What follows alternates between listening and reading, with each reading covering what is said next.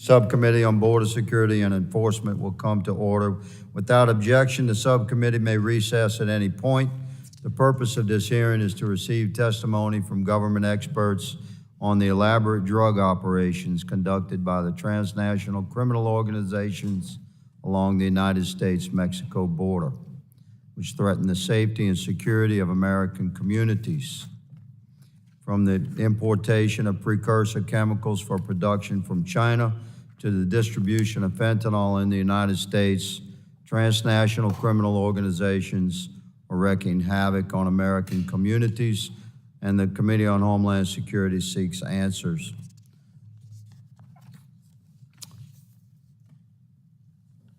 Wave on, Esposito. Okay.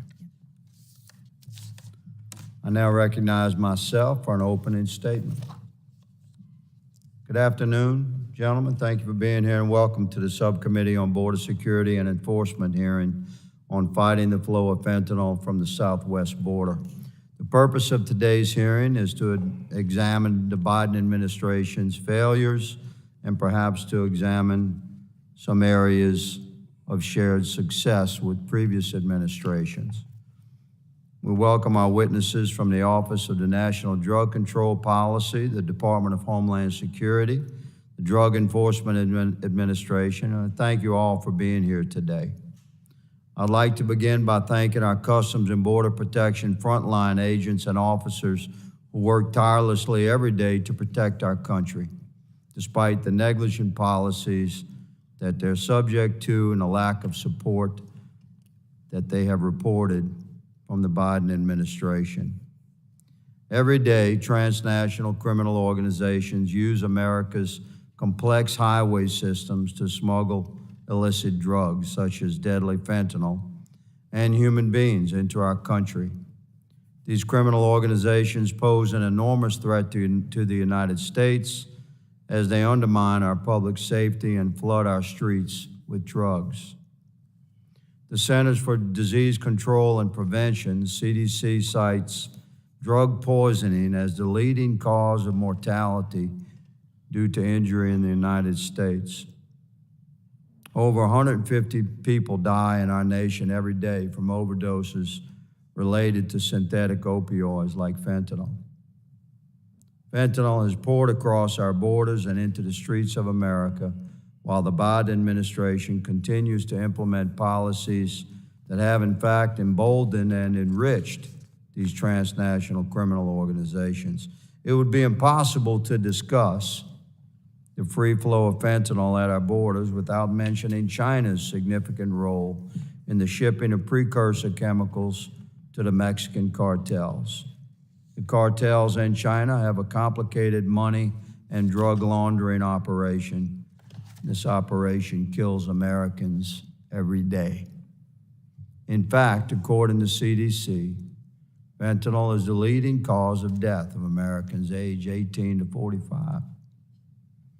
As the flow of illegal immigrants continues to overwhelm Customs and Border Protection, it's inevitable that more and more drugs will slip through our defenses and into our country.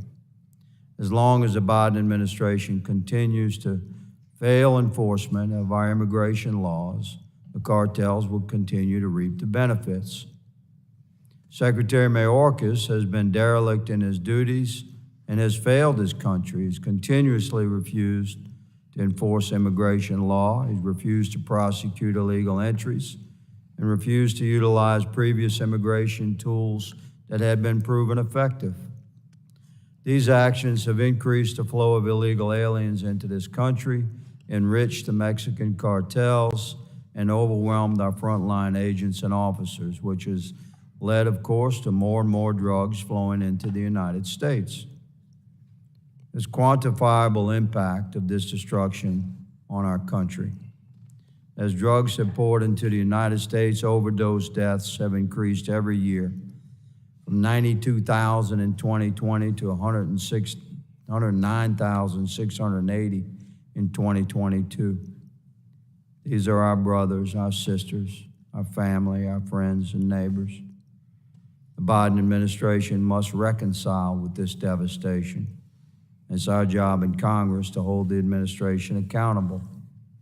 The cartels have quickly learned to outmaneuver the system we had in place, and with the help of the Chinese Communist Party and the Biden administration's ineffectiveness, they've smuggled an unprecedented amount of fentanyl and trafficked these dangerous and deadly drugs into our country, and taken a record number of American lives and brought in regular billion-dollar profits. They've torn countless scores of thousands of American families apart.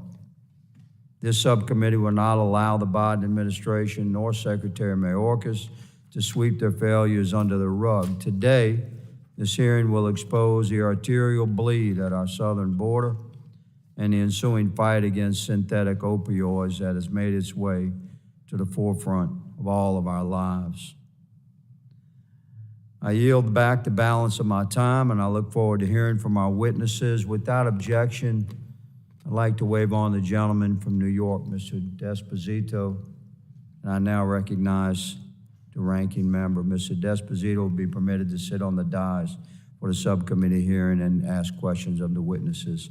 I recognize the ranking member. Thank you, Mr. Chairman. Again, thank you very much for holding this most important hearing on transnational criminal organizations and, of course, fentanyl. And, Mr. Chairman, I want to ask also unanimous consent that Mr. Ivey and Mr. Goldman be permitted to sit with the subcommittee and question today's witnesses. Without objection. Again, Mr. Chairman, thank you for holding this most important hearing. We also need to dismantle fentanyl supply lines.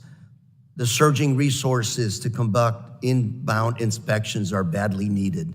We need to work collaboratively to make sure that these seizures lead to arrests and prosecutions of those engaged in these illegal, dangerous businesses. And that's why I'm glad to hear about the department's recent successes in operations like Blue Lotus, the Four Horsemen, both of these that have seized nearly 10,000 pounds of fentanyl that were destined to go to our communities. And of course, these operations also resulted in almost 300 arrests. And I understand the department has used the intel from these successes to move to the next phase, which is to target and prevent other fentanyl from entering the United States. I hope our witnesses today will share about a little bit of information about the two new operations being moved ahead, which are Operation Artemis and Operation Rolling Wave. For today's witnesses from the White House, DEA, CBP, and Homeland Security Investigations, or SSI, I want to hear in your testimony about how the administration has been working to mitigate these threats to our country as well as to Main Street. We know transnational criminal organizations and the illicit supply of fentanyl are not new challenges. In fact, the number of fentanyl seizures began to increase in the summer of 2020 under the previous administration. And as you know, the threat of fentanyl does not begin or end at our southern border. We need to also improve our public health care response to this crisis and address the addiction plaguing our communities while providing support for those that are trying to recover from drug addiction. And of course, to tackle transnational criminal organizations and fentanyl, we can't just focus on seizures alone. We also need to go after their profits and supply chains. Again, let me repeat. We also need to go after their profits and supply chains. And I'm glad to hear that under this administration, Homeland Security Investigation has continued Operation Pelican Bones, which seeks to disrupt the financial tools used by transnational criminal organizations to launder money, as well as Operation Hydra that goes after the precursors needed to create fentanyl, and of course, Operation Chain Breaker that targets the equipment needed to manufacture pills. Initiatives like these, gentlemen, to dismantle illicit networks and limit TCO's financial access accesses are needed. Yet we also need to recognize that this is a global threat, a worldwide threat, and strong and collaborative partnerships with international partners are critical to dismantling transnational criminal organizations. And that's why this morning the chairman and I introduced the Bipartisan Cooperation on Combating Human Smuggling and Trafficking Act, which would direct Homeland Security investigations to expand its transnational criminal investigative units. These vetted and trained units of foreign law enforcement work with HSI to investigate transnational criminal organizations, aiming to stop human smuggling and the flow of dangerous drugs before they reach our borders. I hope my colleagues across the aisle will continue to join me in calling for responsible action, like expanding these transnational criminal investigative units and putting more resources towards our ports of entry, instead of throwing around harmful rhetoric about invading Mexico, our second largest trading partner, and of course, a critical partner in fighting transnational crime. While I have focused primarily on the law enforcement action we can take to dismantle transnational criminal organizations, we must also recognize that this isn't the only a border issue, it's also a public health care challenge. These criminals across the world seek to make record profits at the cost of lives, American lives, on Main Street. There is widespread untreated drug addiction in our streets, leading some individuals to consume dangerous substances that may be laced with fentanyl. Hope our witnesses today from the Office of National Drug Control Policy can speak also to the administration's strategy to reduce the demand for illicit drugs on our streets. Again, I want to thank our witnesses for taking time from your very busy schedules to talk to us today. I welcome your suggestions how we in Congress can help you better accomplish your job. Thank you very much, and I now turn it back to Chairman Higgins for today's proceedings. I thank Ranking Member Correa, and other members of the committee are reminded that opening statements may be submitted for the record. I'm very pleased to have a distinguished panel of witnesses before us today on this very important topic, and I ask that our witnesses please rise and raise your right hands. Do you solemnly swear that the testimony you will give before the Committee on Homeland Security of the United States House of Representatives will be the truth, the whole truth, and nothing but the truth, so help you God? Let the record reflect that the witnesses have answered in the affirmative. Thank you, gentlemen. Please be seated. I'd now like to formally introduce our witnesses. Mr. Kemp Chester is a senior advisor to the Director of National Drug Control Policy. Previously, Mr. Chester served for 27 years as a United States Army officer, serving in a number of command and staff positions within the United States and abroad. In his current role, Mr. Chester directs policy focused on addressing the production and trafficking of illicit drugs, including the United States counter-narcotics relationships with China and India. Our witness seated at the table next to Mr. Chester is Mr. Stephen Kagan. He serves as the Assistant Director of the Countering Transnational Organized Crime Division for Homeland Security Investigations, where he leads a wide array of operations investigating TCOs and narcotics trafficking. Mr. Kagan comes with 25 years of federal law enforcement experience, including combating drugs and arms trafficking in Mexico City and working his way through the ranks of senior executive service. Thank you for being here, sir. Mr. James Mandrick is Deputy Assistant Commissioner in the Office of Intelligence at the United States Customs and Border Protection. In his role, Mr. Mandrick supports the day-to-day operations of CBP's intelligence enterprise, including the tactical and operational analysis that drives law enforcement operational activities.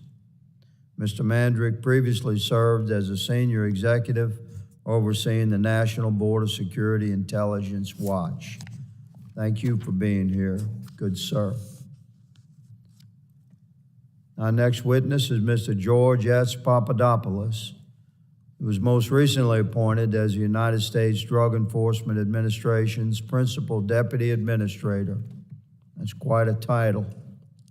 Prior to this role, Mr. Papadopoulos served as the agency's acting Chief of Operations, where he oversaw all operational and enforcement matters for the DEA. Thank you for being here today, good sir. Mr. Tyrone Durham is the acting director of the nation's State Threat Center in the Office of Intelligence and Analysis at the Department of Homeland Security. And I thank you, Mr. Durham, for joining us today. I thank all the witnesses for joining us. And I now recognize Mr. Chester for 5 minutes to summarize his opening statement. Chairman Higgins, Ranking Member Correa, and members of the subcommittee, thank you for the opportunity to testify today on the very real challenge we confront from the production and trafficking of deadly synthetic opioids across our borders and into our communities. I know I don't need to remind anyone here that someone in America dies from a drug overdose or poisoning about every 5 minutes of every hour of every day. That is why the President made ending the opioid epidemic a key pillar in his unity agenda, challenging us to change the trajectory of this crisis and save American lives. Not long ago, the dominant model of drug trafficking involved plant-based drugs like cocaine or heroin or methamphetamine made from crude chemicals, moved through a hierarchical drug trafficking organization and eventually sold in a face-to-face cash transaction somewhere in the United States. While that structure still exists, it has been joined by a synthetic opioid production and supply chain that operates as a global business and exploits the structure of legitimate commerce to obtain precursor chemicals, move funds, and make internet-based sales of raw materials and finished drugs using both fiat and cryptocurrency. And today, the ability of an American teenager to find illicit drugs is literally in the palm of their hand and as simple as opening a social media app. We are in the midst of a strategic transition between two eras, where the cultivation and production of large volumes of plant-based drugs has not ended, but the era of small volume, high-potency synthetic opioid production has clearly begun. This problem does not start at our border, and it will not end at our border, and it is a national security and economic prosperity problem as much as it is a law enforcement and public health one. In April of this year, the administration announced its strategic approach to disrupt the global illicit fentanyl supply chain. We call this approach commercial disruption, which focuses and synchronizes all the tools of national power to simultaneously attack 4 key vulnerabilities in the supply chain: precursor chemicals, the pill presses, dye molds, and encapsulating machines used to create counterfeit pills, the commercial shipping that moves these items around the world, and the flow of financial benefits and operating capital to those involved in the illicit drug industry. As part of this, we maintain close and mutually beneficial partnerships with key countries such as Mexico and India, who play a role in preventing the proliferation of these dangerous synthetic drugs and in advancing our efforts to disrupt their supply chain.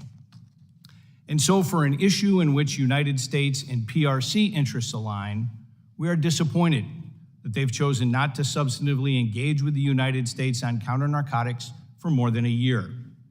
But this is a global problem, and United States leadership is essential. Under our leadership, the international community has scheduled nearly a dozen precursor chemicals, and we've raised global awareness of the illicit synthetic drug supply chain. Last week, Director Gupta joined Secretary of State Blinken for the first meeting of the Global Coalition Against Synthetic Drugs. More than 80 countries convened at the ministerial level to accelerate efforts against synthetic drugs. Our efforts to reduce the presence of these drugs in our communities must be closely linked with our equally strong efforts to decrease their use. And the administration is committing a historic level of resources to lower the demand for these drugs and keep Americans safe from their harms. The simple truth is, It cannot be easier to get illicit drugs in America than it is to get treatment. We are seeing some signs of progress. Just today, the CDC released new data on provisional drug overdose deaths showing a continued flattening of drug overdose deaths through early 2023, halting a period of rapid increase from 2019 to 2021. But that is not enough. Now is the time to redouble our efforts, accelerate our work, and move this nation and the world beyond a crisis that has vexed us for the better part of a decade. People in the throes of addiction are in a fight every day, and they should expect nothing less from us as well. On behalf of Dr. Gupta and the hardworking people at the Office of National Drug Control Policy, I would like to thank this subcommittee and your congressional colleagues for your leadership and bipartisanship on this incredibly difficult issue. Ending the opioid and overdose epidemic demands the best efforts of us all, and we look forward to continuing our work with you. Thank you, and I look forward to your questions. Thank you, Mr. Chester. I now recognize Mr. Kagan for 5 minutes to summarize his opening statement. Thank you, Chairman. Chairman Higgins, Ranking Member Correa, and distinguished members of the committee, thank you for the opportunity to be here today to discuss Homeland Security Investigation's efforts to disrupt and dismantle transnational criminal organizations and combat the flow of illicit fentanyl into the United States. As a principal investigative component of the Department of Homeland Security, HSI combats transnational criminal organizations at every critical location within the illicit supply chain, internationally, where TCOs operate and manufacture illicit narcotics, at our nation's physical borders, where smugglers attempt to exploit America's legitimate trade, travel, and financial systems, and domestically, where the criminal organizations earn substantial profits from selling this poison to our friends, neighbors, and family members. The threat posed by TCOs is pervasive. These organizations do not limit themselves to a single criminal enterprise and have evolved beyond narcotic smuggling into polycriminal organizations involved in weapons trafficking, cybercrime, human smuggling, money laundering, and more, all of which HSI investigates. HSI combats TCOs by using its unique, broad investigative authorities to enforce over 400 federal laws and target TCOs from multiple investigative angles. Simply put, HSI attacks the entire illicit network. Mexican cartels have taken over fentanyl production and operate on an industrial scale, where they obtain precursor chemicals from China and synthesize these chemicals in Mexico to produce the deadly poison. Chinese criminal organizations further facilitate the trafficking and distribution of fentanyl pills through the sale of industrial pill press equipment to Mexican cartels. The Mexican cartel's ability to traffic deadly fentanyl into the United States is greatly enhanced by Chinese money laundering organizations. Chinese money laundering organizations have developed sophisticated networks in the US, Mexico, China, and throughout Asia to facilitate their money laundering schemes. These organizations have a vast global infrastructure to clean illicit proceeds for various criminal organizations, mostly including Mexican cartels. HSI's counter-TCO efforts begin abroad, where we have the largest international investigative presence within DHS, comprised of hundreds of HSI special agents, strategically assigned in 93 offices in 56 countries. This includes offices located in Mexico, where the vast majority of fentanyl is produced, and throughout the Asia-Pacific region, where the precursor chemicals originate. HSI's international efforts are greatly enhanced by our transnational criminal investigative units, or TCIUs, comprised of vetted foreign law enforcement officials and prosecutors who lead some of HSI's most significant and mutually beneficial extraterritorial investigations and prosecutions targeting TCOs. At our nation's physical borders, HSI works with our DHS partners to combat TCO movements of illicit goods. HSI's Border Enforcement Security Task Force, or BEST task forces, represent one of the agency's premier tools for turning border seizures into TCO toppling investigations. HSI's partnerships, including task force officers from CBP and DEA, are integral to the whole of government approach in countering TCOs that traffic narcotics that threaten the public safety of the United States. There are currently 90 BESTs comprised of law enforcement officers from more than 200 agencies and National Guard units. HSI is simultaneously attacking the illicit narcotics supply chain through an intelligence-based counter-narcotics operation that blends traditional investigative and analytical techniques with interagency collaboration, industry partners, and computer-based tools to disrupt and dismantle the chemical supply chain. The interdiction of precursor shipments plays a key role in disrupting the TCO's ability to produce a finished product before it even gets to our borders. HSI's Operation Hydra has seized or disrupted the delivery of more than 3 million pounds of precursor chemicals that were destined for narcotics production in Mexican labs in Mexico. HSI has also launched a targeted enforcement campaign to combat fentanyl. This year, HSI and CBP initiated Operation Blue Lotus, which surged resources to key locations, both domestically and internationally, to target fentanyl and develop criminal cases along the southwest border. Operation Blue Lotus resulted in the seizure of more than 8,200 pounds of fentanyl, thereby decreasing the flow of illicit fentanyl smuggled into the United States from Mexico, while simultaneously illuminating TCO networks. Working alongside our partners here today, HSI remains dedicated to stemming the flow of illicit narcotics at every critical location within the supply chain. Thank you again for the opportunity to appear before you today and your continued support for HSI and our enduring effort to attack the flow of illicit fentanyl into the United States. I look forward to your questions today. Thank you, Mr. Kagan. I now recognize Mr. Mandrick for 5 minutes to summarize his opening statements. Chairman Higgins, Ranking Member Correa, and distinguished members of the subcommittee, thank you for the opportunity to testify here today about the fentanyl threat and CBP's intelligence and data-driven response and approach to combating this proliferation of this dangerous drug. CBP uses multifaceted approaches to counter fentanyl. Our approach includes advanced detection capabilities, such as specialized canines and non-intrusive inspection equipment, intelligence collection, research and analysis, laboratory testing and scientific analysis, domestic and foreign partnerships, and most importantly, the experience, expertise, and dedication of the CBP workforce. This enforcement posture has led to record-level seizures, including over 22,000 pounds of fentanyl so far this fiscal year, the equivalent of over 90 million doses and over $1 billion in cartel profits. Today, I'd like to provide a little more information about the composition of the fentanyl seized by CBP, current production and smuggling trends, and the significance of our enforcement efforts within this threat landscape. When it comes to composition, this fiscal year, 88% of the fentanyl seized by CBP has been in pill form, continuing the trending shift away from powder. The concerning shift indicates an increased sophistication of the transnational criminal organizations to control production and mimic legitimate pharmaceuticals that ultimately target unsuspecting end users. Another growing trend we've witnessed is the expanded use of xylazine as an adulterant in fentanyl to extend a user's high.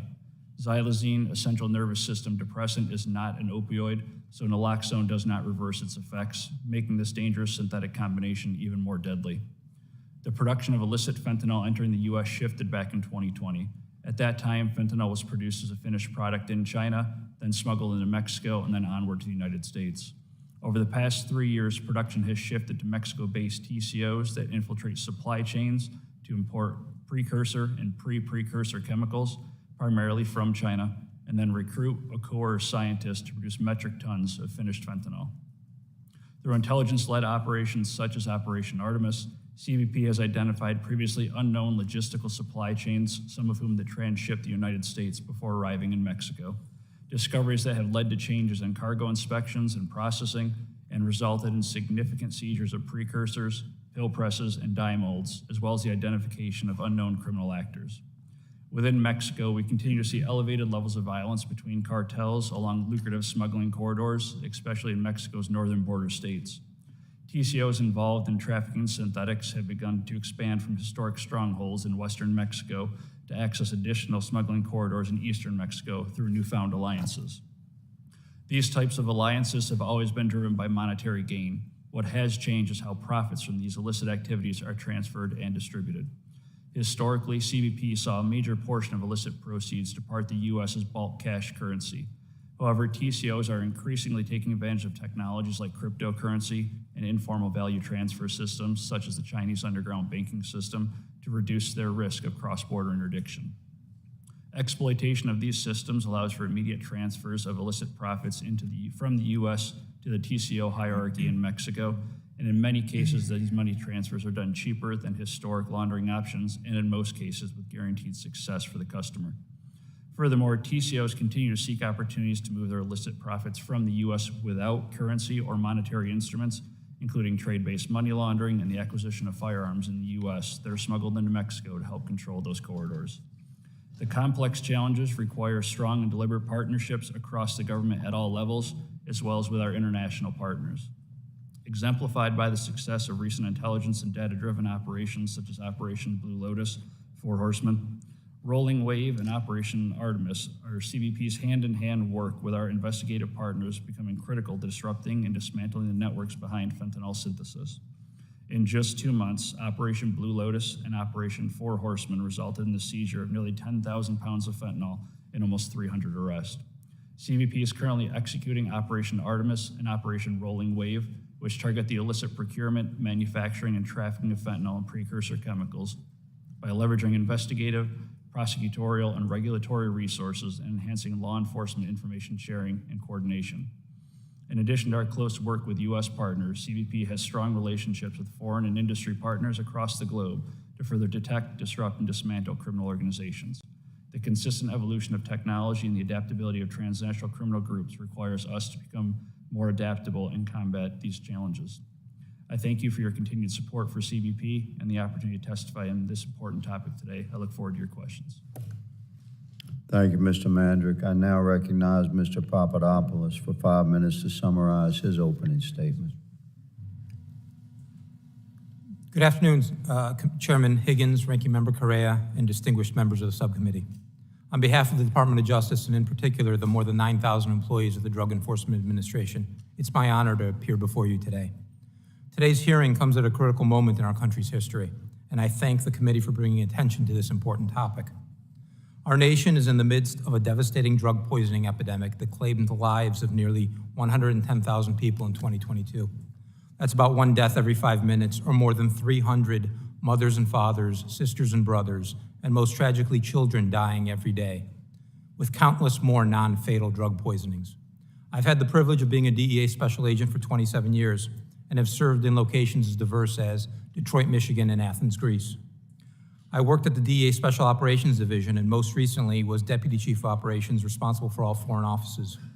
I can assure you that the drug poisoning epidemic that our country is facing today is unprecedented. In 2022, DEA seized more than 58 million fentanyl-laced pills and 13,000 pounds of fentanyl powder. That's nearly 400 million deadly doses that didn't reach American streets, and more than enough to kill everyone in the United States. The men and women of the DEA are relentlessly focused, day in and day out, on saving lives by combating the deadly drug poisoning epidemic and bringing those responsible to justice. As the primary United States government agency responsible for investigating drug trafficking, the DEA leads and coordinates the whole of government law enforcement response to defeat the 2 cartels responsible for flooding the United States with fentanyl, the Sinaloa and Jalisco cartels. This is our top operational priority because these cartels pose the greatest criminal drug threat that the United States has ever faced. They are ruthless and violent global criminal enterprises with members, associates, facilitators, and brokers in all 50 states and in at least 100 countries throughout the world. The cartels use treachery and deceit to drive addiction and deaths in our country. They mix fentanyl with other drugs like cocaine, heroin, and methamphetamine, and press it into pills that look like legitimate prescription medication. But the pills that look safe and familiar do not contain any prescription medication. Instead, they contain deadly fentanyl. Many people that died didn't even know they were taking fentanyl. Instead, they believed they were taking a different drug or a real prescription pill. To save lives and defeat these cartels, the DEA created 2 counter-threat teams, one for the Sinaloa cartel and one for the Jalisco cartel. These teams synthesized DEA intelligence for a data-driven approach to mapping and strategically targeting the cartel's entire network and infrastructure, and to identify key nodes that can be exploited. Our counter-threat teams regularly send target packages to DEA offices across the country and around the world that are used to initiate or enhance investigations. Along with our interagency partners, we've had some recent success against the cartels. In April, we announced the results of an 18-month undercover investigation, Operation Royal Flush, which resulted in the indictment of 28 members of the Sinaloa cartel, including Chapo Guzman's sons. The indictment describes the cartel's entire network and supply chain, from China to Mexico to Main Street.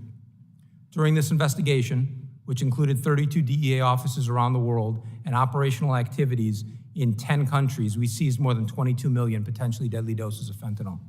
In May, we announced the results of Operation Last Mile, which focused on the cartel's U.S. distributors. During this year-long effort, we arrested more than 3,300 people in the United States, seized more than $104 million in cash and assets, and took nearly 8,500 guns off the street. Most importantly, we stopped more than 193 million potentially deadly doses of fentanyl before they reached U.S. communities. And just last month, we announced the results of Operation Killer Chemicals, which focused on the precursor chemicals needed to manufacture fentanyl. We charged 8 Chinese nationals, and for the first time, 4 Chinese companies with conspiracy to manufacture and import fentanyl into the United States. These individuals and companies sold enough precursor chemicals to produce millions of potentially deadly doses of fentanyl. While we've had some success, there's clearly more work to do. The men and women of the DEA are committed to saving lives and defeating the Sinaloa and Jalisco cartels, and will relentlessly pursue cartel leaders, members, associates, and facilitators to ensure that they face justice for their crimes. Thank you for the opportunity to testify before you today on this important topic. I look forward to your questions. Thank you, Mr. Papadopoulos. I now recognize Mr. Durham for 5 minutes to summarize his opening statement. Good afternoon, Chairman Higgins, Ranking Member Correa, and distinguished members of the subcommittee. Thank you for the opportunity to appear before you today. I'm honored to be here representing the Department of Homeland Security's Office of Intelligence and Analysis and the dedicated intelligence professionals working diligently to keep the homeland safe, secure, and resilient. As previously stated, the fentanyl drug overdose crisis in the United States, which is fueled by Mexican transnational criminal organizations and their Chinese suppliers of precursor chemicals, continues at epidemic proportions. As you know, the drug overdose deaths rose from 2019 to 2021, with more than 100,000 plus deaths reported in 2021. And those deaths, specifically involving synthetic opioids, primarily fentanyl, continued to rise during the same time period, with more than 70,000 overdose deaths reported at that same time period. So let's talk about who's responsible. You previously heard about the 2 Mexican cartels responsible for the activity, the Sinaloa cartel and the Jalisco New Generation cartel. These cartels supply U.S.-based affiliates with fentanyl for further distribution and retail-level sale. U.S.-based traffickers then sell fentanyl to users seeking the synthetic opioid. They mix fentanyl with other controlled substances, and they distribute it in the form of counterfeit prescription pills to drive addiction. China's role in the global fentanyl trade is also a serious concern. China is the source of most of the precursor chemicals required for fentanyl production. A cartel associate brokers the sale and shipment of fentanyl, precursor chemicals from China, to clandestine labs in Mexico, where the fentanyl is manufactured. Moreover, as law enforcement scrutiny or legal restrictions increase, suppliers adapt by modifying or changing chemical compounds of precursors, subsequently falling outside the purview of existing controls to mimic the desired effect. And some Chinese chemists have focused on precursors to precursors, many of which have legitimate uses and are therefore hard to regulate. There are several reasons why China is such a major source of fentanyl production. First, China has a large and sophisticated chemical and pharmaceutical industry that can produce its precursor chemicals at will and at scale. Second, China has a lax regulatory environment for chemicals, making it easy for traffickers to acquire the precursors they need for fentanyl manufacture. And third, China's borders are porous, making it easy for fentanyl precursors to be smuggled out of the country, ultimately making their way to Mexico.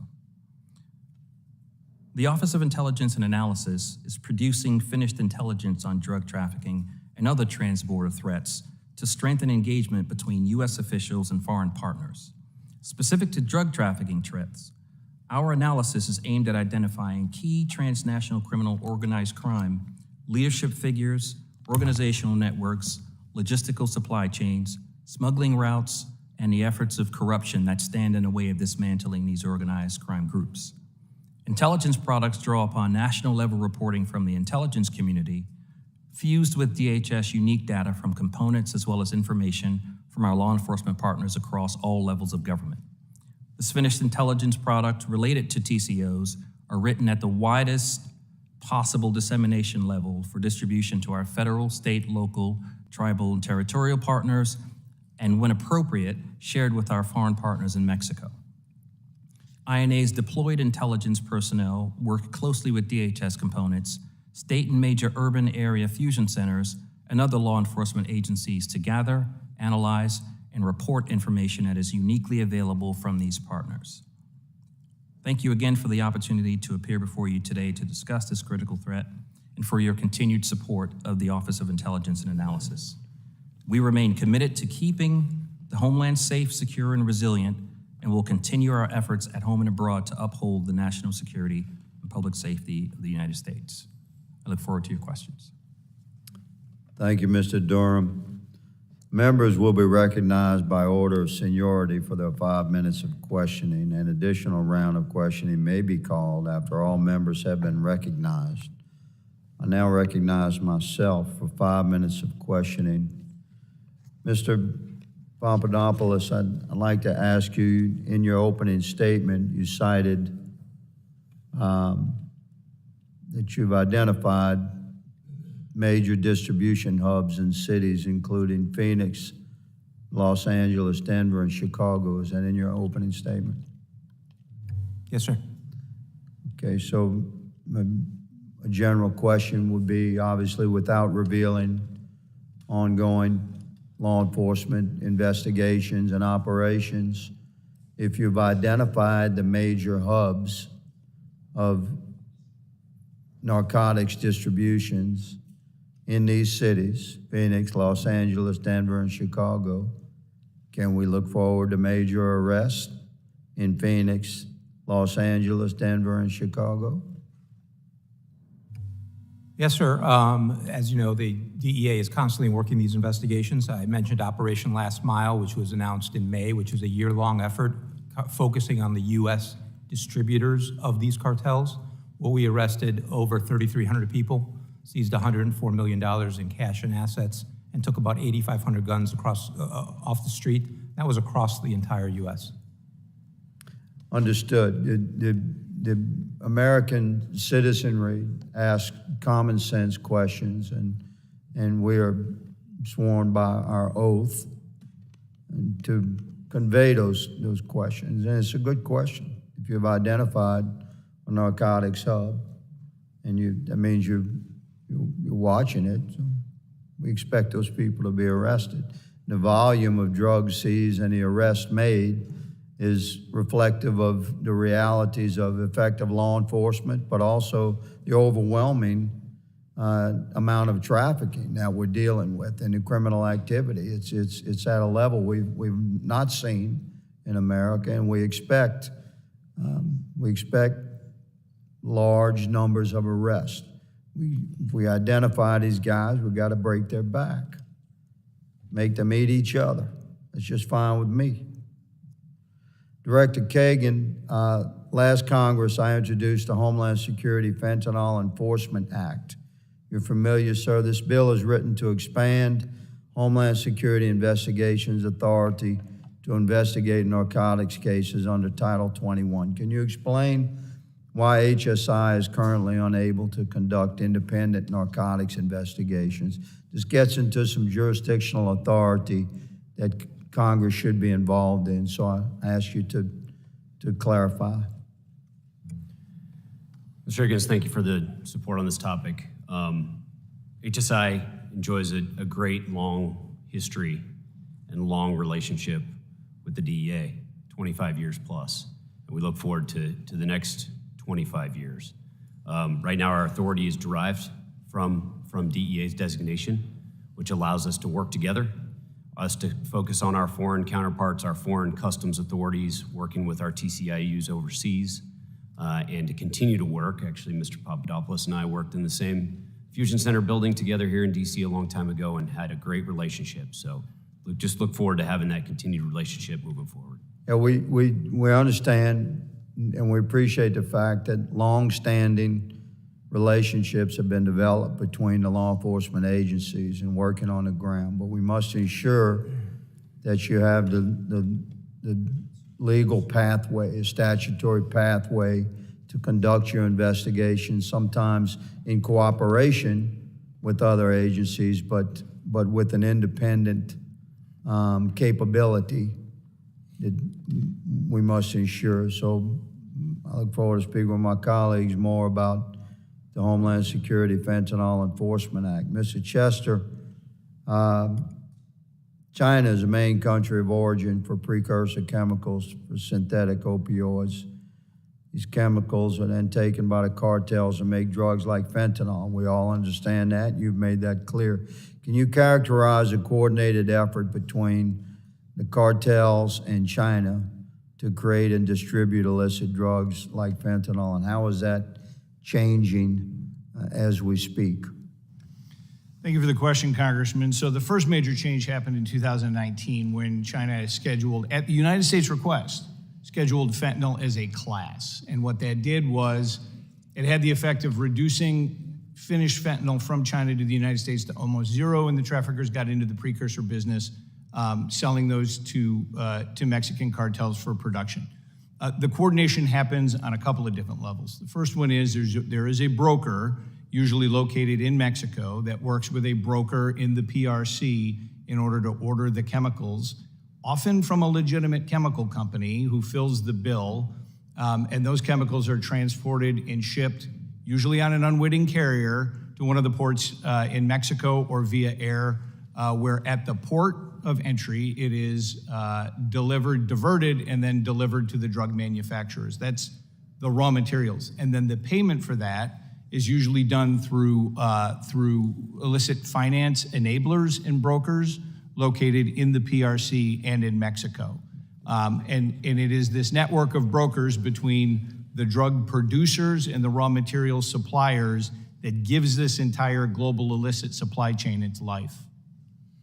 Thank you, Mr. Chester. It's a massive network. We intend to break it. My time has expired. I recognize the ranking member, my friend and colleague, Mr. Correa, the gentleman from California. Thank you, Mr. Chairman. I wanted to follow up on the chairman's last comment on China, their role.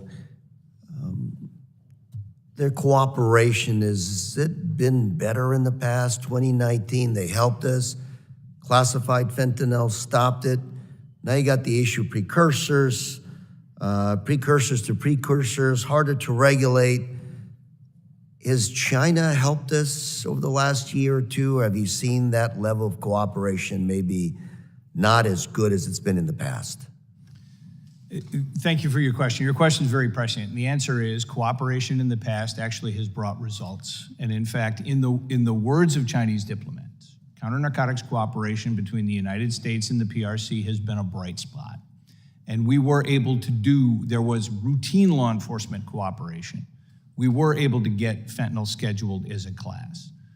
As of late, over more than a year, for a variety of reasons, the PRC has decided not to engage with the United States on counter-narcotics and a number of other issues. The United States would like that level of cooperation again. And we have made it clear to the PRC a few things. The first one is, we're not blaming the PRC government for this. There are criminal elements within China and Mexico and the United States who keep this global illicit supply chain alive. That's the first thing. The second thing is our cooperation is absolutely essential in order to help us with that. And we have made some very specific asks of the Chinese government that they could implement very easily in order to be able to help us to do that. Gentlemen, I just want to say thank you for your good work. You've done a stellar job of doing what you're paid to do. We talk about commercial disruption, precursors, pills, shipping. And it's as though every time you stop one place, something else explodes. I've heard lately that there's intel now, a lot of the precursors are coming in through our ports of entry. pill presses coming into the United States. So every time you bottle something up, another source, another supply seems to emerge. The one issue that I think probably holds everything together is the finances, the laundering of this money. What can we do to better enable you to stop the flow of these profits? HSI, you talked about, the chairman asked you about maybe some other tools you may need, but I would ask all of you, what else can we do as members of Congress to strengthen your hand to stop the flow of the profits? Because, you dry up the money and the whole machine comes to a stop. I mean, right now what we're witnesses in this country is a massive transfer of wealth from American pocketbooks to somewhere around the country. Around the world. Please, open it up for comments. Since you mentioned HSI, I'll take that. Money is moved in multiple ways. They're ever evolving. You just mentioned the fact that we stop one thing that the Chinese are doing and they move in a different way. The same thing happens with money laundering. It's bulk cash. It's trade-based money laundering. It's cryptocurrency movement of money right now. One thing, and I come back to, begin and end in China. China has taken over. Chinese money laundering organizations have taken over the network, the money movement network, which we're all focused on. As everybody sitting up here is focused on that. They're able to charge much lower percentages than other people have in the past because of their vast network around the world. But we are. HSI that's what we do. We like to go after their money. We like to go after their toys. Because when you take their money away, then they can't flourish. So, and I've asked you directly, I called you out because I've seen you work. And I've seen some of your results when I've been down to San Isidro. I've taken a tour of your operations. Yes, sir. And all of you doing a stellar job. And the half minute that I have left, I would just ask you all as a challenge to let us know what we can do as Congress to strengthen your hand when it comes to money laundering. It's not an easy solution. You got 20 seconds. You're not going to give me the answer. But I'd love all of you to go back and give us some, wish list, legislatively, what tools and what resources you need to stop the flow of drug money. In my opinion, that's the best punch you can give these folks when it comes to fentanyl. Thank you, Mr. Chairman. Time is up. Turn it over back to you. Gentleman yields. The gentleman from Oklahoma, Mr. Brasheen, is recognized for 5 minutes for question. Thank you, Mr. Chairman. I appreciate you all being here today. There's no doubt this is a crisis. Just in Oklahoma alone, the state that I'm a representative for, we've seen a 735% increase in fentanyl deaths. And that has occurred from 2018 to 2022. 326 deaths in 2022 in Oklahoma. In 2018, it was 39. And I think probably every member of this committee has some personal point of contact with somebody that they know of who has lost their life or has a direct connection. It's really sad. I guess what I want to zero in on, and I'll open this up to anyone, if 6 out of the 10 pills that you all are looking at, one of your testimonies a minute ago, are containing lethal overdose elements to the point that you take it unsuspectingly, it can kill you. Why are they doing that? There's an addictive element, right? They're trying to use the addictive element, 10 cents to make and $10 to $30 sold, massive increase in profit. So I'd be interested in some comments if you can help bring about why they are enabling such a lethal concoction in their pills. Congressman, I can start and then I can turn it over to my colleagues. I think the first thing is that that our image of these drug producers and traffickers, I think traditionally has been that they're evildoers who are out to hurt people, when in reality, they are disinterested business people who really only want a few things. They want to lower their production cost. They want to lower their risk of detection and interdiction. They want to increase their customer base and increase their profits. And in a mechanism to do that is to provide the drug user an experience that they did not expect. And this is what we saw back in 2015 when we started to see synthetic opioids like fentanyl introduced into the heroin supply chain. And this was the door that opened this up for the United States. What it did, it provided the individual a qualitative effect that they did not expect, and it was used as kind of a branding. Because these things are so potent and because they are so potentially lethal, a milligram in the wrong direction will take you from having a qualitative experience that you didn't expect to an overdose death. And in a lot of cases, these things are not uniformly mixed and they're not done well, and it's a lot of cross-contamination that actually leads to the overdose death. The last thing I'll tell you is, in a lot of cases, the unwitting user who may not have an active substance use disorder or does not intend to take fentanyl gets it in another counterfeit pill that they did not expect, like Xanax or Adderall or something like that. This is done in the interest of making money with a casual disinterest as to whether people are harmed or not. So I want to pivot because I think somebody else maybe on the panel can answer this. Are you seeing it utilized as a revenge element?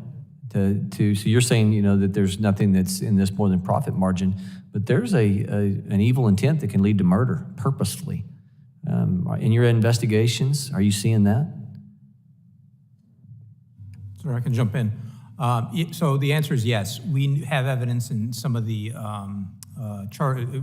previous cases I mentioned where the cartels knew that there was deadly fentanyl. The amount of fentanyl that they were sending to the U.S. was deadly because they tested it on human beings in Mexico, and they still sent it anyway. As Mr. Chester was saying, these are not mixed in labs. They're not sterile situations. And we've seen pills with less than 1 milligram of fentanyl all the way up to 8 milligrams of fentanyl. The average dose is 2.4 milligrams, and 2 milligrams is considered a potentially deadly dose. In regards to human trafficking, Sound of Freedom is a movie that's getting a lot of attention right now nationally, and you can sell a drug one time. Commonly being discussed is the human trafficking element that you can sell an individual multiple times. What are you seeing with the human traffic in all of your investigations? Where are you seeing the overlap with those that are engaged in human trafficking, prostitution, also alongside the fentanyl trade? Thank you for the question, sir. So historically, we had seen the transnational criminals focused on narcotics. We're solely focused on narcotics. They would charge a piso or a tax for migrants to cross. At the beginning of COVID, where we started to see some of the closures at the ports of entry for non-essential travel, we started to see those criminal groups become more involved in the process holistically. So it wasn't just a couple $100 tax, it was a multi-$1,000 program to move them throughout the whole chain. That's what we've continued to see, is that control of the plazas along the border and now that full-scale facilitation from start to finish. Mr. Chairman, if you'd allow, if anybody else has any, I know my time's expired. Does anybody else have any comments on that? I can draw this distinction a little bit between the human smuggling and human trafficking aspect, which I think is where your question was going. We don't see a direct link between your large-scale criminal organizations that are operating and moving people trafficking-wise, human trafficking-wise across the border, like the transnational criminal organizations. A lot of those folks are already here. People are smuggled into the United States, and then once in the United States, transnational or organizations prey on vulnerable populations, and that's when they're turned into trafficking victims. Thank you. Gentleman yields. Mr. Thadadar is recognized for 5 minutes for questioning. Thank you, Chairman Higgins. And thank you, gentlemen, for your testimony. I have heard from both sides of the aisle that transnational criminal organizations and the smuggling of illicit drugs like fentanyl is not just a U.S. problem, it is a global issue. There are bad actors all over the world looking to profit from these deadly drugs. That's why it is important to foster relationships with law enforcement partners and international governments to disrupt and dismantle transnational criminal organizations. Mr. Kagan, you mentioned this point in your testimony. So my question is for you, Mr. Kagan, and also for Mr. Papadopoulos. Can you, and in fact, I have three questions. Let me just state those and allow you, either of you, to comment on. Can you discuss how HSI and the DEA are working and sharing information across the federal government, as well as state and local law enforcement partners to investigate and prosecute these criminal organizations? Number two, can you discuss how HSI and DEA are fostering relationships internationally to prevent these deadly drugs from reaching our borders? And number three, in April 2023, the Justice Department announced charges against several leaders of the Sinaloa cartel. What role did these partnerships play in these critical investigations? Thank you very much for the question. I think it's a fantastic question, and I've mentioned it in my opening statement and in a statement already before. HSI and DEA have a long history of working together. I mentioned that we both worked together in the same building, which is actually a fusion center where we bring in information, intelligence, and 30-plus federal agencies sit in this building where we share information and ensure that we're taking a whole-of-government approach towards attacking the cartels and the transnational criminal organizations. We both have very similar tactics as well when we're working with our international partners. Both have investigative units. Ours is called a transnational criminal investigative unit. Very different, but the same structure. Ours, we've got the ability to work with the Mexican customs, where we can stop things that are coming over the ports, like precursor chemicals that are shipped from China over the sea, things like that. I think that we have a very good international relationship with Mexico and other countries on the working level, which is how we all get our job done to go after transnational criminal organizations. Thank you. Thank you for the question, sir. So as far as information sharing, we are in, as I mentioned, unprecedented times right now, which I think calls for unprecedented collaboration across the federal, state, and local governments. We are committed to that.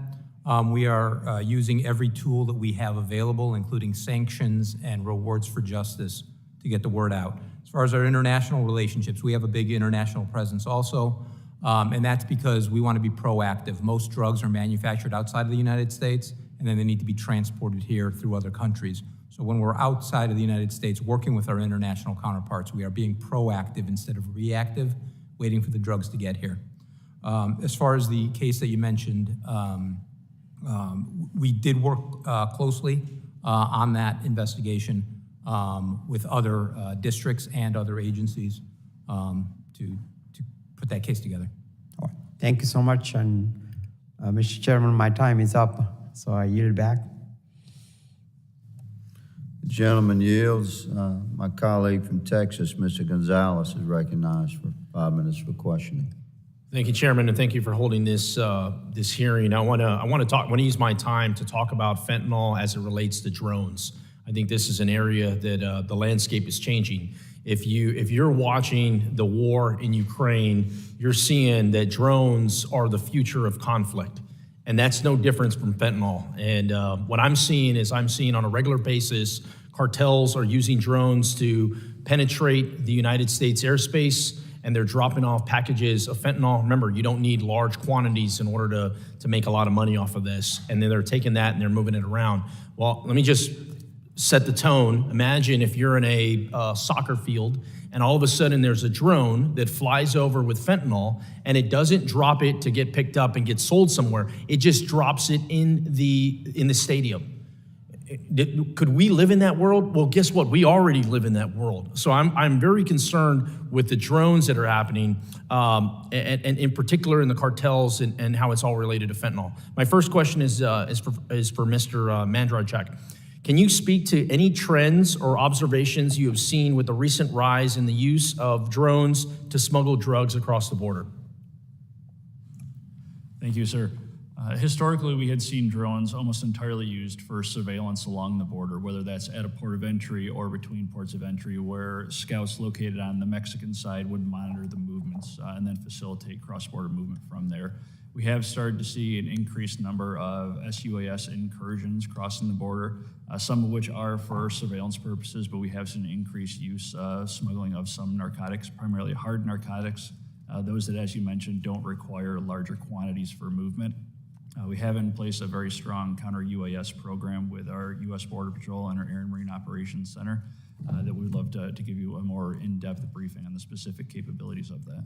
Great, thank you. I was just in El Paso a few weeks ago, and I visited two areas. One, I visited the Clint Station, Border Patrol Station. This is an area in the El Paso sector, but it's not the main one. It's not what you see on TV. It's one of the sectors that is in the lower valley, and it is historically known that this is the area that is most trafficked. And so I was asking the agents there, I was like, how many agents do you have on duty at one time? The answer was 2 agents, okay? My next question was, how much contraband have you apprehended this year? Guess what the answer was? 0, okay? So the most trafficked area in El Paso County, you only have 2 agents on duty, and they've apprehended nothing, okay? Go a little further, outside the city limits of El Paso is a brand new soft-sided facility. It's like going to the Dallas Cowboy Stadium, okay? It's like Disneyland, 360,000 square feet, larger than 6 football fields. It's costing taxpayers $400 million a year. Guess how many agents were in that facility? 208. What I'm getting at is we're putting all our resources into the humanitarian piece of it, and there's nobody on the field to actually stop some of the traffic that's happening. One of the agents told me, hey, look, I see drones, Tony, I see drones coming back and forth all the time, and I feel powerless. There is nothing I can do as a field agent down on the ground. What I'm also seeing, too, is all these procedures. You have to go through all these procedurals to be able to go all the way up the chain in order to get a response back. Once again, we are living in a different environment where things are tactical. You got to be able to give the agent the tools that they need to succeed in a real-time environment if we're going to save lives. I've got 1 minute left. Let me ask one more question. Once again for you, Mr. Mandrick. What can the committee do to ensure that CBP and other appropriate agencies have what they need to combat drones that are illegally crossing our border? Sir, what a lot of it comes down to is just the adaptability we are with the technology. The speed at which that grows, they're very cheap to collect, to produce, so it's kind of a twofold effort. So it's actually attacking logistical supply chains behind those to prevent those being moved into the hands of TCOs to use for facilitation, but also support in the technology to not just detect, but also safely bring down those pieces of aircraft, and then the exploitation after that. A significant investment from a technology and an expertise standpoint. Well, I'd love to take you up on your offer and sit down and walk through this, in particular to these UAS vehicles that we can defeat, and talk about it not only in regards to the Homeland Security Committee, but I also sit in the Appropriations Committee. How can we give real money to real programs that work? I'm very interested in that. Would love to follow up with you, Mr. Chairman. I'm out of time. I yield back. Gentleman yields. The gentlewoman, Ms. Ramirez, is recognized for 5 minutes for questioning. Thank you, Chairman Higgins and Ranking Member Correa of the Border Subcommittee for convening today's hearing. However, I do wish that we could be focused on addressing the root causes of migration rather than having to debunk myths and respond to Republican fear-mongering. I sincerely hope we can look beyond the politics and work together to achieve comprehensive immigration reform and address the causes and the concerns we have around this opiate crisis. We know that nearly 90% of hard drugs, such as fentanyl, heroin, and methamphetamines, are seized by CBP at our ports of entry rather than between them. And even when hard drugs are seized between ports of entry, the vast majority are seized at vehicle checkpoints. Mr. Mandrick, can you confirm that nearly 90% of hard drugs seized are at ports of entry? Is that yes or no? Yes, ma'am. Thank you. And Mr. Mandrick, is it true that the vast majority of opioids seized between ports of entry are seized at vehicular checkpoints? That's correct, ma'am. Thank you. And Mr. Mandrick and I'm going to do my best because pronunciation is important to me. Mr. Papadopoulos, did I get it right? My understanding is that more than 85% of the people convicted for smuggling fentanyl are U.S. citizens. Is that accurate? So, ma'am, I can talk about the seizures and then turn it over for the actual prosecutions. When we look at those encounters at the ports of entry, so Office of Field Operations, there's two ways to look at that. That's by weight and by number of events. If we look at it from events, so individual encounters, this fiscal year, we're at 73.1% are U.S. citizens, the balance being Mexican nationals. If we look at that by weight, we're looking at about 56% U.S. citizens. The delta between those two is a lot of the U.S. citizens we see are very small quantity personal use. And what about convicted for smuggling fentanyl? Is it U.S. citizens, the majority? Ma'am, I'm going to have to get back to you on that. I don't know the answer to that, but I will happy to get back with you. Yeah, I appreciate it. Thank you. So, Mr. Mandrick, would it be fair to say that the majority of seizures in between ports of entry, because even with the percentages you gave me, are also from U.S. citizens and U.S. persons, more so than from Mexican nationals? It's a fairly close breakdown. We will have to get back with you on the specifics. Thank you. Mr. Mandrick, can you also share the percentage of opioid CBP seized on migrants, not in vehicles, during the fiscal year? Do you have that information?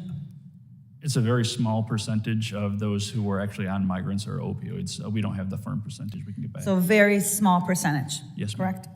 That's what I thought. So just to clarify, Mr. Mandrick, would you agree that undocumented persons traveling on foot between ports of entry represent a very small fraction of the people trafficking opiates across our borders? Yes, ma'am. There's a variety of reasons behind that. The ability to exploit the illegal travel with millions of people each day back and forth, easy concealment techniques, operational security with a counter surveillance of individuals. Thank you. We know the alarming number of fentanyl overdoses is emblematic of a larger drug abuse public health crisis that our country is experiencing and has been for decades. And I deeply sympathize with the losses that many families, including in the 3rd Illinois District, are facing. But this issue is broader than one of border security. In the words of Mr. Chester, and I quote, you said that one second, I want to get it right. Ending the opioid crisis doesn't start at the border and it won't end in the border. So I think we need to treat and demand driving this epidemic, and we need comprehensive health care and access to education, treatment for everyone. Mr. Chester, knowing that, what initiatives is this administration pursuing to prevent substance abuse in our communities and support these in recovery? Thank you very much. And you stated correctly, right? The efforts that we take to keep these drugs out of our country have got to be complemented by strong public health efforts in order to be able to reduce their demand. And it really starts with prevention, particularly youth prevention. We out of ONDCP, manage the Drug-Free Communities Program, which is enormously successful, more than 700 coalitions funded around the country, focused at the local level in order to prevent drug use. The second thing is reducing barriers to treatment, whether those barriers are monetary or regulatory, ensuring that everyone who needs treatment is able to get it. And sadly, about 8 out of 10 Americans who need treatment don't have access to it. And then the final thing is to create communities and workplaces that are recovery ready so that individuals in recovery can continue their sustained recovery, stay with their families, get a good job, and not tragically enter back into the population of those using drugs. Thank you for your time, and I yield back. Gentleman's time has expired. Mr. Desposito, my colleague from New York. Well, thank you, Chairman, and thank you for allowing me to wave on to the subcommittee this afternoon. To all of you, thank you for being here. Prior to serving as a member of Congress, I was even prouder, I think, to be a member of the New York City Police Department, retiring there as a detective, and I know that just working in the 5 boroughs of New York City, you get to see different district attorneys and what their priorities are, their prosecutorial priorities. So I guess this was really a question for Mr. Papadopoulos, but it's really open to all of you. Do you see that the people that you're arresting and hopefully eventually prosecuted, are you dealing with different prosecutors with different priorities, and is that hindering your ability to take illegal narcotics? Sir, thank you for the question. As you know, as former law enforcement, we collect the evidence, we gather the evidence and present it to a grand jury or to a prosecutor's office, and they decide the most appropriate charges. So we don't factor into that, other than collecting the evidence. Right, but what I'm asking is, have you seen it become more difficult with different prosecutors, the prosecution of drug arrests? Has it become more difficult as we see different prosecutors having different priorities? I mean, we see it throughout the United States of America, whether it's in cities like New York or places like California, where crime is rampant because we see over and over again repeat offenders, people that are they're being arrested, they're being sometimes prosecuted, and then they are let out to commit more crimes. And one of the biggest things that we've seen is repeat offenders. So have we seen in the issues on our southwest border, when we're dealing with specifically in this hearing, the trafficking of narcotics and fentanyl, have we seen repeat offenders, and has the ability of prosecutors and perhaps their priorities had an effect on the way that you guys are able to really take criminals off the street, and I think most important, keep them off the street?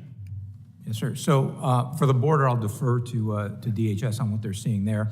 I will say that DEA strives to prosecute federally, not at the local level. Of course. And what we see when we do that is that more of an impact in terms of crime reduction and sentencing. Right, but even federal prosecutors, different offices have different priorities, and sometimes we see things headed in a different direction. So I guess for the border, I'll hand it over to you guys.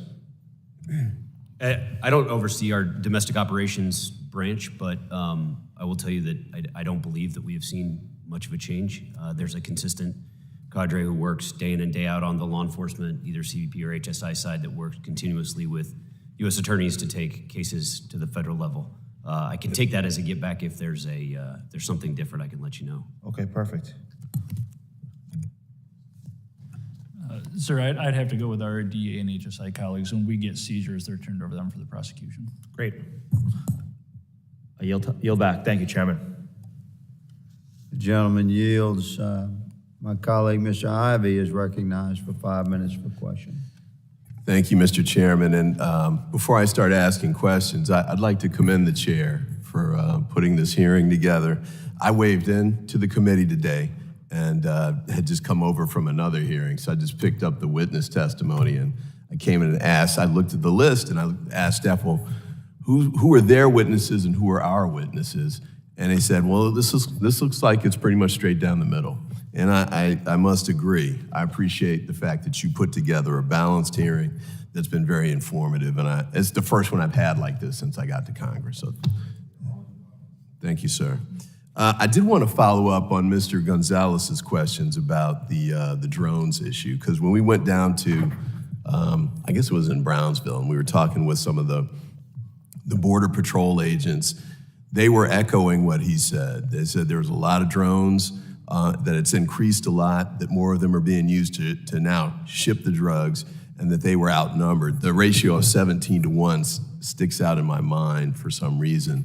And I think, Mr. Correa, we were trying to get some, and I don't know if it happened or not, but some language in the bill that we passed to try and see if we could get additional funding to increase your capability to get drones to try and respond to the amount that they're using. I know they're very well funded. They're keeping up with technology, and we have to hustle to keep up with them. But I did want to make sure that that's something that would be helpful to you. We're resources are short, but if you need additional help with the drone counter push on our part, I'd like to hear what your position is on that.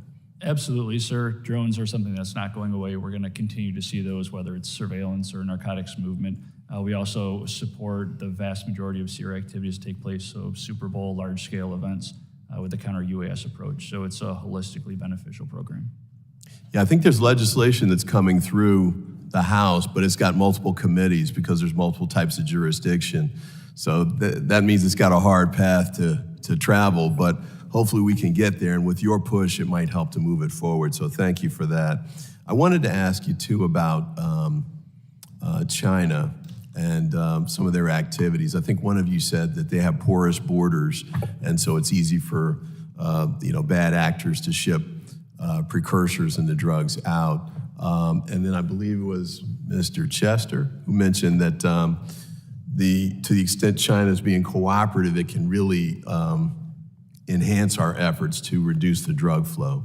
What kinds of additional steps can we take in your view? And I know this is ticklish, you're not State Department necessarily, but what can we do to help to address that? Because if we can help to cut it off at the source, that would really help our issues here. Thanks very much. And I work with my State Department colleagues on this literally every day, and they do a remarkable job help managing this relationship. I think the first thing is we need dialogue with the PRC government. Routine collaboration like we've had in the past. That's the first thing. The second thing that we've specifically asked them to do is we presented them with what we call the 3 asks. The first one is implement quality, know your customer standards so that the shippers of precursors, pill presses, dye molds, encapsulating machines know that they're going to go to a legitimate business and they're just not filling every single order. The second one is to properly label those items in accordance with World Trade Organization standards so that pill press parts are labeled as pill press parts so that they can be inspected, and motorcycle parts are labeled as motorcycle parts. The third thing is to agree with the United States and other countries on and it's a finite list of legitimate, uncontrollable chemicals because they have so many legitimate uses that can be combined and turned into precursor chemicals for making synthetic opioids or other synthetic drugs. 3 things that are really just due diligence on the part of any responsible country that not only the PRC, but all countries, and we've talked to all countries about doing this, in order to be able to help dry up this permissive environment in which these items can move around in plain sight. The last thing is the PRC needs to join with us in partnership at the global level. And this is particularly true in light of the establishment of this global coalition. They hold a major role in this problem, and they should, as any great nation, hold a major role in its solution as well. And we look forward to them engaging with us and doing that. I thank you for that, and I yield back the balance of my time. And thank you again, Mr. Chairman. The gentleman yields, and my colleague from Texas, Ms. Jackson Lee, is recognized for 5 minutes for questioning. Let me thank the chairman and ranking member. I was just in judiciary, so I'm somewhat delayed and may be asking questions that have already been asked. But let me start with the Principal Deputy Administrator of the DEA, the Papadopoulos, and really hone in on the DEA's work with respect to opioids and the fact that fentanyl, which is synthetic, is found in drugs for medical use and is sometimes used to lace other drugs, and as well are sold online, come in pink pills, multicolor pills. How difficult is the fight for fentanyl, and what are the elements the DEA uses? I know this on the criminal side, you deal with scheduling of drugs. We've not yet scheduled fentanyl, but how difficult is this fight? Yes, thank you, ma'am. So we are using all the tools that we have available and the authorities that we have been given to battle this unprecedented epidemic that we're facing right now. As you mentioned, we are having millions of pills come into the United States. 6 out of 10 have a potentially lethal dose. That's up from 4 out of 10 last year. So we are committed to doing everything we can to prevent the overdose deaths that are happening throughout the country. Well, what is your, let me get you to be more extensive, everything you can, but what are are you targeting certain areas? How do you incorporate the fact that there's medical uses? You know, are you seeing a criminal element that is separate and apart from the cartels? Because fentanyl is everywhere. Can you comment on that, please? Yes. So we are domestically, I mentioned Operation Last Mile, which resulted in cartel distributors' arrests in the United States. Also, we have Operation Overdrive, which is data-driven, and it focuses on areas of the country that have a high number of overdose deaths and drug-related violence. And we're working with our state and local partners to identify those areas. Most recently, we are in 57 cities in 36 states. Phase 1, which ended last year, resulted in significant decreases in fatal shootings and homicides in Philadelphia and the Kensington area. And Phase 2 is ongoing, and Phase 3 is coming soon.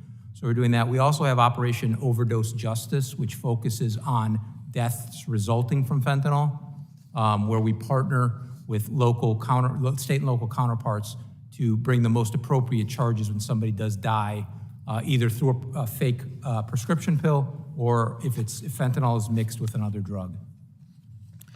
Let me thank you very much. I am in the business of stopping fentanyl and particularly the impact that it's had on our children. I want to ask Mr. Chester what is being done as relates to research for treatments and opioid addiction, but particularly the impact on school children. And at this time, Mr. Chairman, I'd like to introduce into the legislation, my legislation, which is Stop Fentanyl Now Act of 2023. And I hope that there will be an opportunity for this legislation to be reviewed in this committee, Judiciary, and I know that there's an energy and commerce component. But included in here is the ability for more institutions to use the strips. Some states outlaw them as being a criminal element. And so, Mr. Chester, you want to comment, particularly focused on school children and the crisis we have? Yes, Congresswoman, thank you very much. The first thing is our strong emphasis, and particularly in the National Drug Control Strategy, on youth prevention. And this is not only preventing at the individual level, but looking at the environmental factors that may lead to eventual substance use. That's the first thing. The second thing is you mentioned fentanyl test strips.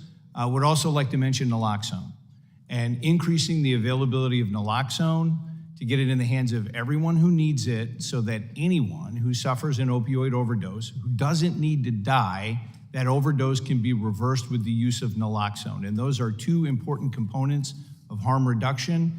And the National Drug Control Strategy, this is the first time that harm reduction has been mentioned in a National Drug Control Strategy. And the last thing, when you talk about treatment, we have wonderful professionals at the National Institutes of Drug Addiction at NIDA who do research on this. I think the most important thing that we can do now is reduce barriers to treatment, particularly medication treatment for opioid use disorder, to ensure that everyone who needs treatment has access to it. That's probably the most critical, important thing that we can do in order to take the oxygen out of this illicit supply that's being pulled across our borders. Mr. Chester, thank you. I wanted to end on your testimony because if we can cut the desire, then the supply has nowhere to go. And it is in our schools. My legislation, Stop Fentanyl Now Act, does with NARCOM, does the strips, and you have indicated it is a holistic approach. I just want to end, Mr. Chairman, by, I'm not sure if I did get a answer, but I'm asking unanimous consent to introduce in the record the Stop Fentanyl Now Without Act. objection. And additionally, I want to introduce into the record, fentanyl is dominating headlines, but there is a more comprehensive drug problem happening in Texas.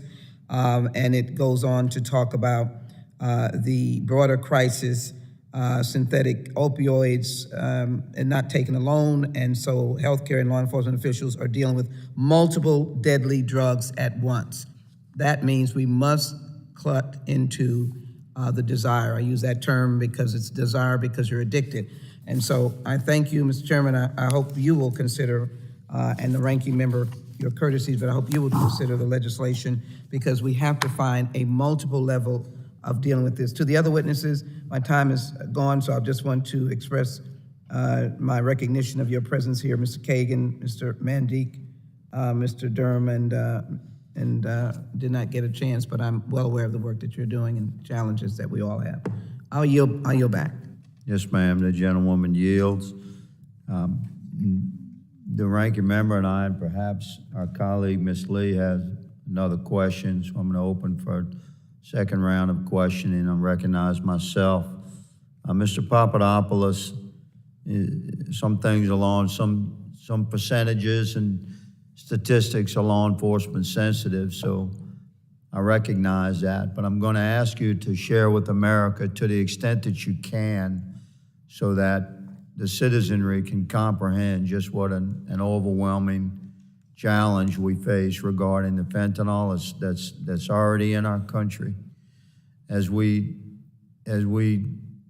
consider the volume seized, which is an unprecedented amount. You guys are pretty much seizing everything you have operational capability to seize. And it's an incredible job that you're doing. But regarding the volume seized, regardless of at ports of entry or between ports of entry,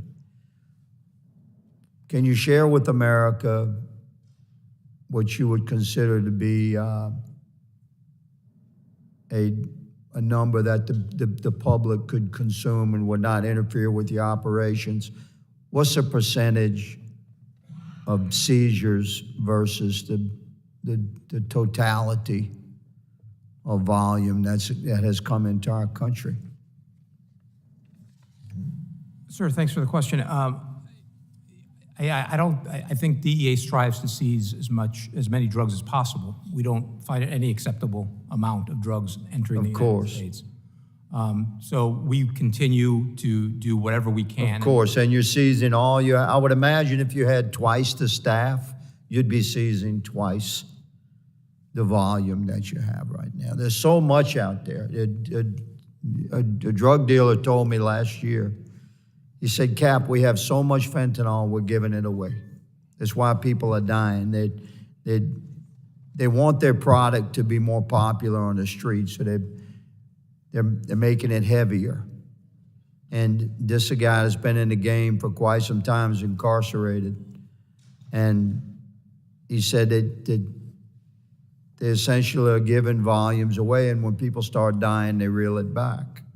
He said that they abandoned volumes of fentanyl if they're going to cross state lines, if they're moving an operation to another state, because it's so much cheaper to replace the fentanyl than it is to risk the interstate trafficking. So you're seizing unbelievable volumes of fentanyl. But how does that volume compare with what, in your estimation, would be the total? You're seizing 25%, 50%, 15%? Sir, I'd like to consult our intelligence division on that. I don't know that I would want to give you a more precise answer. Right next to you. This is DHS, but yes. Sir, so little explanation first. The challenge with something like fentanyl is being synthetic. There's no agriculture-based place to get an initial estimate. So unlike cocaine or marijuana, where we can kind of do an oversight to see general cultivation estimates, we can't do that with synthetics like fentanyl or methamphetamine. When we look at it holistically from an intelligence perspective, it's probably within that 25% mark based off demand in the Thank you. I think that's an honest answer. That's an honest answer, and this will paint the picture for America of the challenge that we face. I yield the balance of my time and recognize the ranking member for additional questions. Thank you, Mr. Chairman. I'm going to follow up on your question from a different perspective. And ports of entry, Mr. Mandrick, and correct me if I'm wrong here, but only 2 or 3% of our passenger cars are actually inspected right now with non-intrusive technology. 15 to 17% of our commercial vehicles are inspected, and you have these record volumes of seizures it's, the Biden administration now is talking about going to 40% inspection of vehicles coming through and maybe 70% of commercial vehicles by 2026. I'm going to ask you to straight line and speculate. What's it going to do to the seizures at the border? Sir, as part of the layered approach, the non-intrusive inspection has become a key part of it. With that, 2% in the passenger vehicles has yielded a significant volume of overall seizures. So that extrapolation from that 2% to 40% will have significant increased seizures. And once you layer in things like the officer intuition, the canine capabilities, those seizure volumes are going to continue to increase. And again, if I heard you earlier, all of you, your testimony, you're looking at drones now being a viable way of actually bringing in fentanyl into the United States. Is that correct? There certainly is that potential, yes, sir. I mean, I don't know what a drone costs, and I don't know what the value of a payload would be, but if we do a cost-benefit analysis, I'd imagine you can just flood any part of our border or borders to come up with a very profitable situation. Yes, sir. The majority of the drones we've seen commercially available, things like the DJI, a couple $100 to $1,000 with payload capacities, 5-ish kilograms plus or minus, depending on what you're willing to pay. And how much would that be in terms of value of fentanyl? Depending on if it's... You got a $200 drone, and what's the value of the payload? You could easily have, $1 million worth per flight and continuous flights throughout the day. How much? Easily have $1 million per, $1 million, so that's a pretty good return on your investment.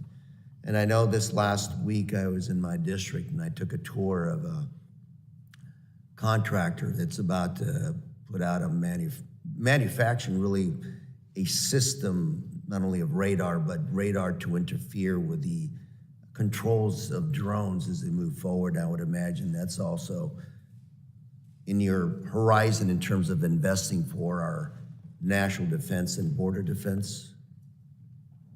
Yes, no? Yes, sir.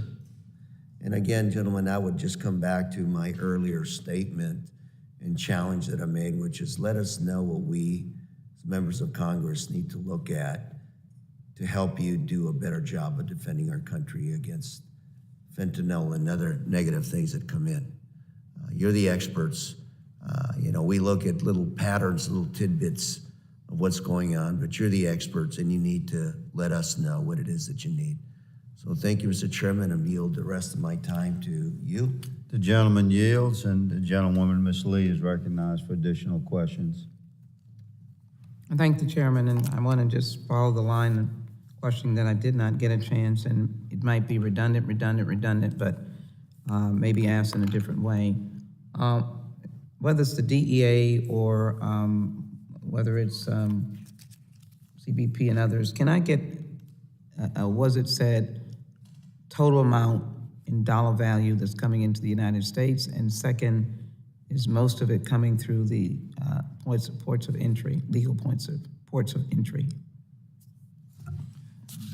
Ma'am, I can begin to answer that question for you. So far in fiscal year 23, we're at just about 20,000 pounds of fentanyl seized by CBP along the border, 18,000 pounds of that with our Office of Field Operations at our ports of entry, and a little over 2,000 pounds with the U.S. Border Patrol. Would you be able to capture what that might be in street value or any value? It's a little bit tougher depending on the purity levels, powder versus pill format. With Operation Blue Lotus, as I had mentioned, alongside Four Horsemen, we've seized about 10,000 pounds on that had a street value of about $90 million. DEA, do you have a different number of what you've been able to deal with? Thank you. Thank you. Ma'am, we've seized this fiscal year approximately 57 million pills, which is about the same amount that we seized last year, and about 13,000 pounds of fentanyl powder. Again, the amounts vary. Pills can run anywhere from a few dollars if you're buying wholesale, all the way up, if you're just buying a single pill, $10 to $20 a pill. So it's hard to estimate.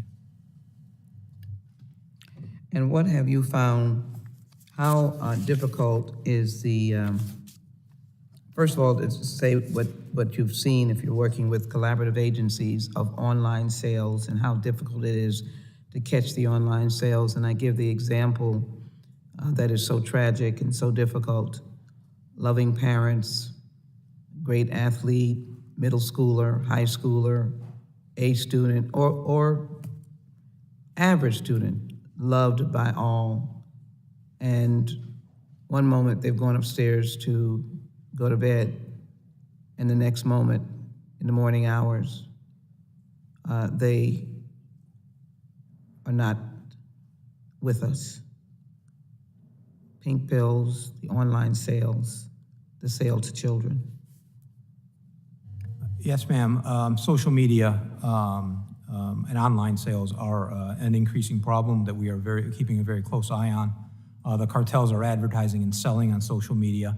An Operation Last Mile, which I mentioned earlier, which was the U.S. distributors, it was over 1,400 cases. About 40% of them involved social media. It is a certain issue that we are keeping an eye on. And as you mentioned, all these deaths are tragedies, of course. And I would point out that we had family members last summer come into DEA headquarters and tell us their stories, and they shared stories similar to what you just mentioned. And we started the Faces of Fentanyl, which is in our lobby. It started with a couple of hundred pictures. It is now up to 5,000 pictures. It covers 8 walls in the DEA headquarters lobby that every DEA employee has to walk past to get to work, that works at headquarters. The youngest person on that wall is 17 months old, and the oldest person is 70 years old, and a lot of them did buy the pills that ended up killing them over social media. Yes, our approach to getting that, again, my legislation deals with enhanced penalties. That's on the backside of it for those utilization on social media to sell pills. So it's on the criminal end. It has treatment in, as Mr. Chester emphasized. But anyhow, you know, how would it do an eagle eye on that? Those sales on that phone or that iPad, or when you're alone and you order them and they come in whatever package, or you send it to somebody else and you have pink pills and you take them. Yes, ma'am. And that goes back to getting the word out. Public awareness is a big part of this, in addition to enforcement. The social media companies, frankly, have to do more. When I was growing up, if you wanted to buy drugs, you needed to know somebody that had them or where to go to get them. Right now, everybody with a smartphone knows a drug dealer, unfortunately, and that includes our kids. Getting the word out is going to help with that. And I mentioned earlier, we're in an unprecedented crisis, which requires unprecedented collaboration, including with social media companies, because with that collaboration, we will save lives.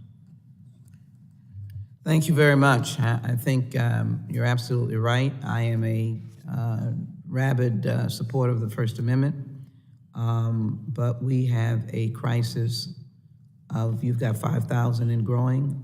We have a crisis around children, and there is a level of responsibility that we must demand. And I thank you for these numbers. Thank you. I yield back. Gentlewoman yields. I thank the witnesses for their valuable testimony and members for their questioning. Members of the subcommittee may have some additional questions for the witnesses. We would ask that the witnesses respond to these in writing. Pursuant to Committee Rule 7D, the hearing record will be held open for 10 days. Without objection, the subcommittee stands adjourned.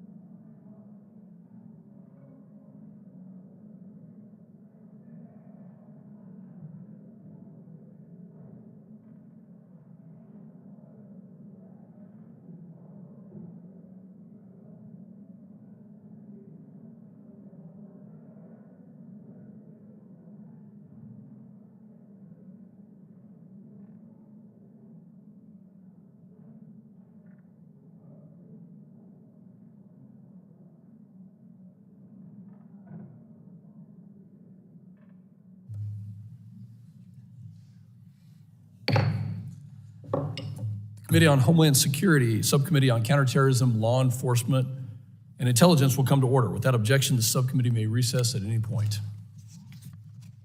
The purpose of this hearing is to receive testimony from a non-governmental panel of expert witnesses to examine the threats posed by nation-state actors in Latin America, like China and Russia, to the United States Homeland Security.